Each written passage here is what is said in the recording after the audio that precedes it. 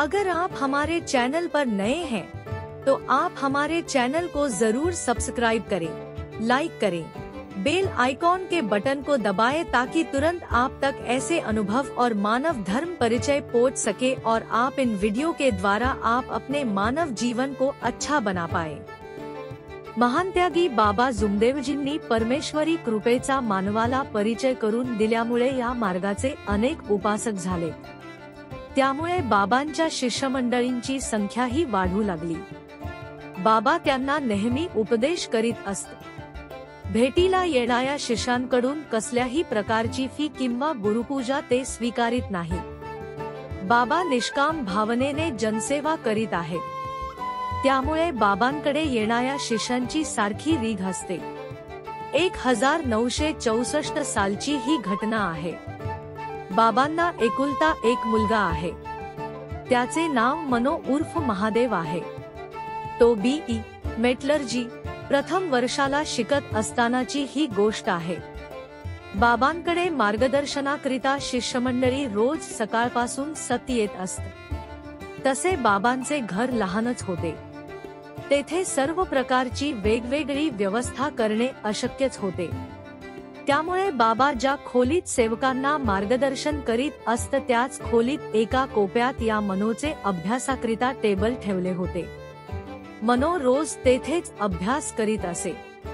बाबांचे सत्य मार्गदर्शन, सेवकांची होणारी गर्दी यामुळे त्याचे लक्ष अभ्यासात लागत नव्हते। त्याच्या अभ्यासात दररोज काही ना काही अडथळा निर्माण होत होता। त्यामुळे त्याची मनःस्थिती बिघडत होती आणि तो नाराज होत होता। तो बाबांना सारखा म्हणायचा, बाबा आपण मानवांना परमेश्वराबद्दल मार्गदर्शन करता पण भगवान कुठे आहे? कोण भगवान आहे? परमेश्वर कोणीही नाही। आपण मार्गदर्शन करता ते सर्व व्यर्थ आहे। मानव हाच खरा कर्मकर्ता आणि उपभोक्ता आहे। सर्व काही मानवच करतो व तोच घडवतो। त्यामुळे मानव हा सर्वेसर्वा आहे।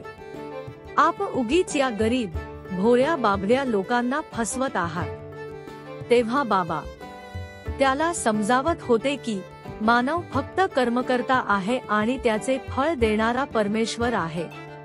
म्हणून परमेश्वर सर्वेसर्वा आहे।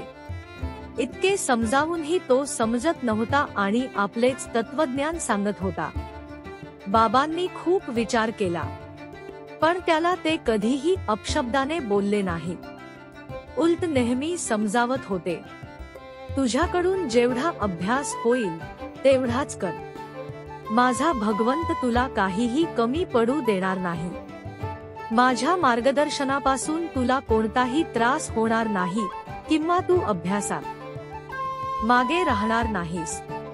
भगवंत तुला नेहमी साथ देईल याची मी तुला खात्री देतो। भगवंताविषयी घरात एवढ्या घडामोडी घडून देखील त्याला याबद्दल काहीच वाटत नाही हे बघून बाबांना दुःख होत होते, तरी ते समंजसपणा दाखवून शेवटी असा विचार करीत की त्याचे विचार त्याच्याजवळ राहू द्यावे आणि आपण आपले कार्य सुरू ठेवावे। परंतु घरचे वातावरण बिघडू नये याचीही दक्षता ते घेत असत। त्यामुळे दोघांत कधीही अबोला निर्माण झाला नाही। भगवंताला काहीतरी घडवायचे होते। मनोच्या मनातील अहंकार नाहीसा करावयाचा होता। म्हणून त्याने घडामोडी केल्या। त्याच्या मनात या मार्गाबद्दल तिरस्कार निर्माण केला व तो खूप वाढू दिला। एके दिवशी तो सायंकाळी 6 वाजताचा सिनेमा पाहून आला। जेवण करून नेहमीप्रमाणे रात्री 12 वाजेपर्यंत अभ्यास करून झोपला। त्याला झोपेत स्वप्न पडले। स्वप्नात त्याला दिसले की त्याचा विठ्ठल राऊत नावाचा मित्र त्याला भेटायला आला आहे।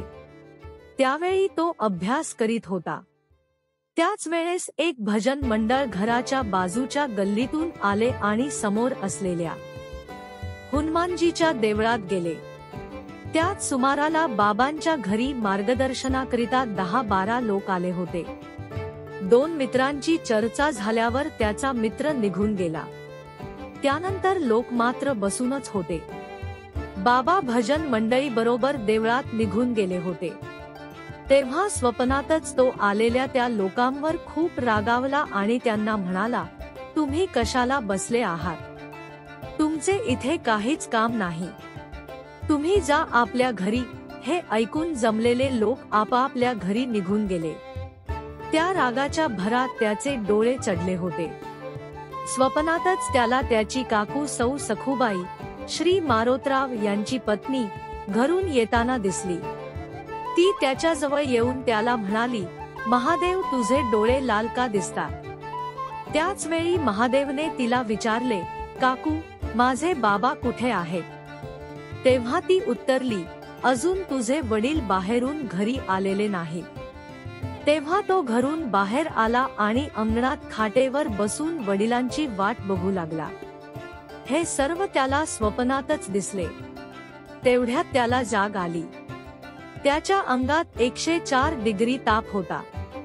तो उठून पाणी प्याला आणि विचार करू लागला की मी सिनेमा पाहून आलो तेव्हा चांगला ठणठणीत होतो आणि आता एकाएकी असे का घडले, असा विचार करीतच पाणी पिऊन परत झोपला.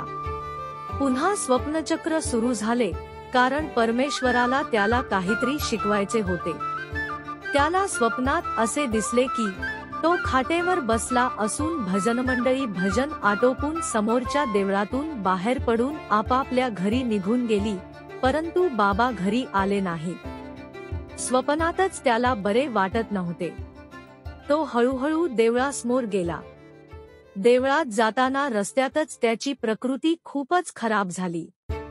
त्यामुळे त्याला चालणेही कठीण झाले. तरी मोठ्या हिमतीने व कष्टाने तो कसातरी देवळात गेला. हनुमानजीच्या मूर्तीसमोर उभा राहून तो खूप रडू लागला. त्याचे रडणे थांबेना. रडतरडतच तो म्हणू लागला, बाबा हनुमानजी, माझा त्रास दूर करा. तेवढ्यातच त्याचे बाबाही तेथे आले आणि त्याच्या पाठीवर थोपटून म्हणाले, महादेव, तू घरी जा, तुला काहीच होत नाही. आणि तेवढ्यात त्याचे स्वप्न भंग झाले. तेव्हा त्याच्या अंगात ताप नव्हता. त्याला बरेही वाटत होते. प्रकृती पूर्वीसारखीच वाटत होती. हा काय चमत्कार असावा, असा स्वतःशीच विचार करून तो पुन्हा झोपला. तो नेहमीप्रमाणे सकाळी झोपून उठला. त्यावेळेस त्याला थोडा ताप होताच. प्रातर्विधी उरकून चहा घेताना त्याने बाबांना वरील स्वप्नाची पूर्ण हकीकत सांगितली. ताप आल्यासारखे वाटते असेही त्याने सांगितले. तेव्हा बाबांनी त्याला डॉक्टर झोडेकडे जाऊन औषध घ्यायला सांगितले. तो डॉक्टरकडे जाऊन आला. त्याने औषध घेतले आणि त्याने बाबांच्या सल्ल्यानुसार घरीच आराम केला. त्या दिवशी तो बाहेर गेला नाही.